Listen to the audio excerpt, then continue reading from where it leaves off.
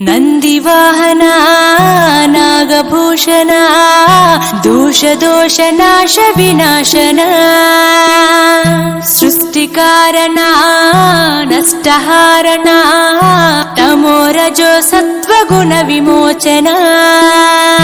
మాఘమాసమున కృష్ణపక్షమున చతుర్దశి నడి జామురాతిరిన మహాలింగమే ఉద్భవించెనట బ్రహ్మ విష్ణువుల అహం అనిగెనట సృష్టికి మూలం నీవని తెలిసి సాగిలబడి నీ మహిమకు మొక్కే అదే మహాశివరాత్రి వెలిసెనట